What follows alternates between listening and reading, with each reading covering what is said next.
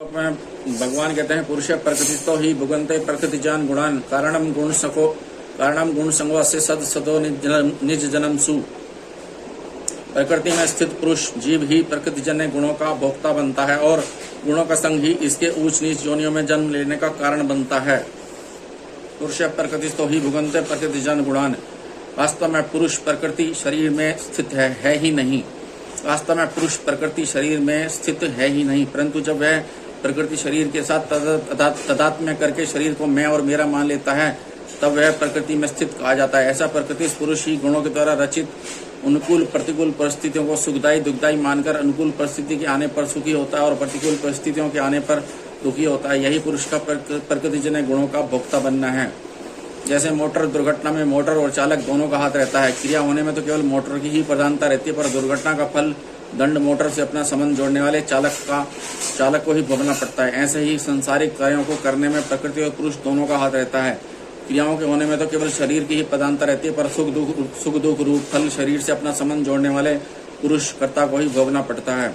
अगर वह शरीर के साथ अपना संबंध न जोड़े और संपूर्ण क्रियाओं को प्रकृति के द्वारा की हुई माने तो वह उन क्रियाओं का फल भोगने वाला नहीं बनेगा।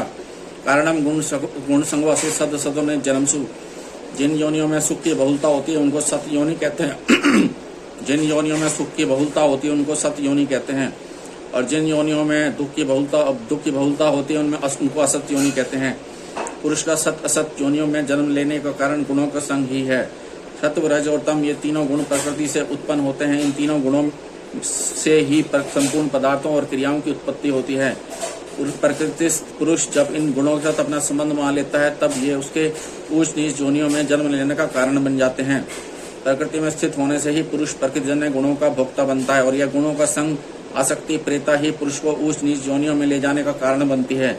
अगर यह प्रकृति न हो तो प्रकृति शरीर में मेहनता न करे, अपने स्वरूप में स्थित रहे, तो यह पुरुष सुख दुख का भोक्ता कभी नहीं बन सकता, परंतु तो सुख दुख में सम हो जाता है, स्वस्थ हो जाता है। अतः यह प्रकृति में भी स्थित हो सकता है, अपने स्वरूप में भी स्थित हो सकता है। अंतर इतना ही है कि प्रकृति में स्थित होने पर यह परतंत्र है और स्वरूप में स्थित होने पर यह स्वाभाविक स्वतंत्र है। बंधन में पड़ना इसका अस्वाभाविक है और मुक्त होना इसका स्वाभाविक है। इसलिए बंधन इसको सुहाता नहीं और मुक्त होना इसको सुहाता है। जहाँ प्रकृति और पुरुष दोनों का भेद विवेक है वहाँ ही प्रकृति के साथ तादात्म्य करने का संबंध जोड़ने का अज्ञान है। इस अज्ञान से यह पुरुष स्वयं प्रकृति के साथ तादात्म्य कर लेता है। तादात्म्य कर लेने से यह पुरुष अपने को प्रकृतिस्थ अर्थात प्रकृति शरीर में स्थित मान लेता है। प्रकृतिस्थ होने से शरीर में मैं और मेरापन हो जाता है। यही गुणों का संग है। इस गुण संग से पुरुष बन जाता है। गुणों के द्वारा ही बन जाने से ही पुरुष की गुणों के अनुसार गति होती है।